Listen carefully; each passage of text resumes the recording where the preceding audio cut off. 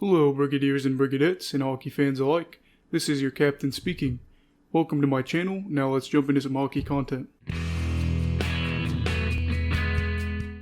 The Arizona Coyotes, one of the weirdest and wackiest NHL teams in the league, maybe the most unusual team in the league, for a variety of reasons.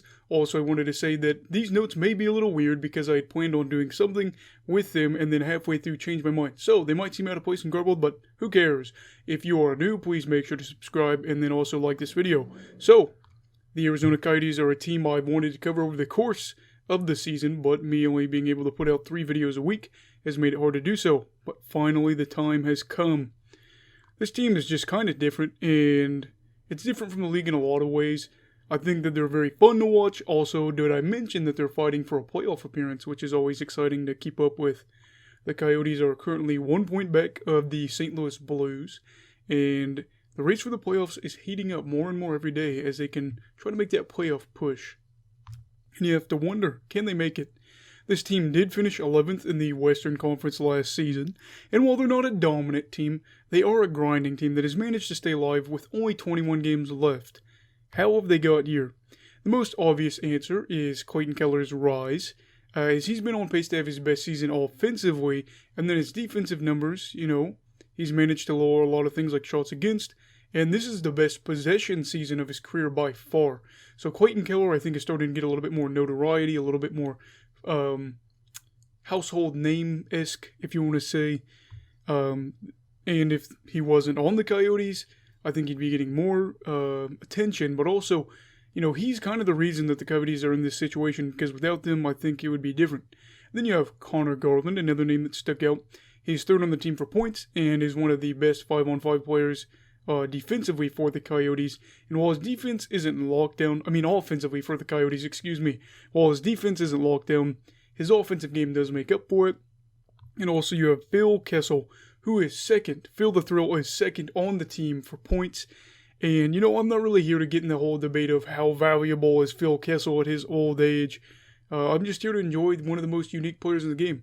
This man has won 2 Stanley Cups. He is not an athletic god. He's a hot dog eating champion. He can score goals, or at least he could at a high rate. The man's Phil Kessel. I'm not here to debate this stuff about how valuable he is. He's just fun. He's weird. He fits into Arizona. These also have been a team that's been able to fight, even though their top goalie went down with an injury, and the fact that they've managed to stay in the hunt is amazing. Especially last year, I think this team would have collapsed if Darcy Kemper had collapsed.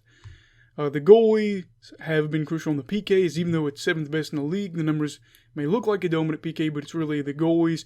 And Arizona's just that weird team. They're definitely not dominant, but they find ways to stay competitive, stay in the hunt, and win. They're just a really fun, lopsided team. Some nights, you'll be like, my God, what are they doing? Other nights, you're like, wow, they, managed to get a win. So, while this team's definitely not dominant on the PK, they do limit chances in the slot, as long as they're not down on the crease. So if they could just fix that, I think their PK would be better in the sense that their goalies wouldn't have to do as much. You don't want your goalie to have to take shots down low. And this team is so not perfect. It's definitely not. But trust me, you have got to give them a watch sometime. If you're new into hockey, give the Coyotes a watch. They are not going to be a team that wins all the time. But they're a team that's just some of the ways they win is just so weird that you have to watch it. And again, it's going to be a show off the ice. This is a team that is fun to watch on and off because it's a train wreck. It's a disaster. One of my favorite storylines to follow is head coach Rick Tocchet, who's always being talked about as being on the hot seat.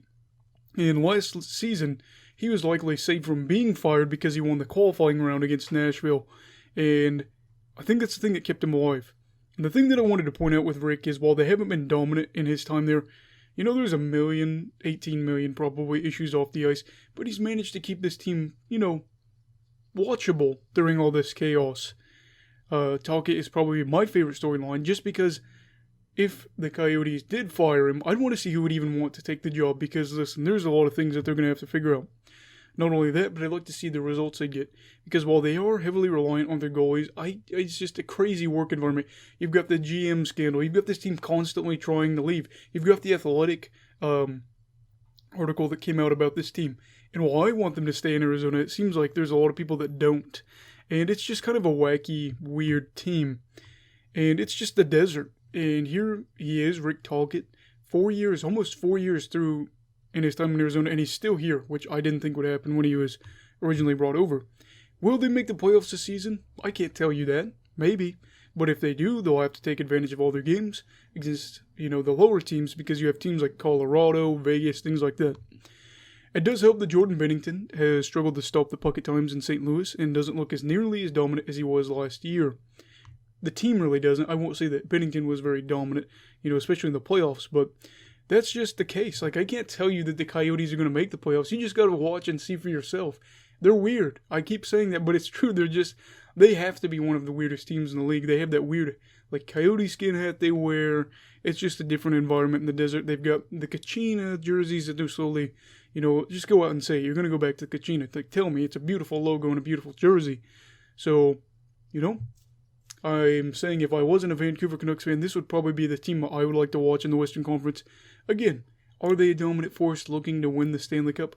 No. But they're dramatic, they're wild, they're unique. Their jerseys with the Kachina look good, like we've said. They could make the playoffs again. I'm not saying they're going to make big noise in it, but they're going to be a team that you definitely have the right to complain about, to cheer for, all that stuff. So, Coyotes fans, if you're wondering why I haven't been doing a video about them in so long, it's just because of time constraints. But yeah, I love your team. I don't know if you've noticed that by now. So, here's the thing. Crazy talk. The craziness never stops in Arizona, so stay tuned for a potential playoff push, because this team is just as unique as all the characters that encircle it, inside and outside of the organization. So, like I said, just watch some Arizona games to finish out the year. That's going to wrap it up for today's video. I will see you all Saturday. Everybody stay safe, have a great day, and stay away from COVID, alright? Goodbye, Brigadiers and Brigadettes, and hockey fans in general. This is your captain signing off. Have a great week.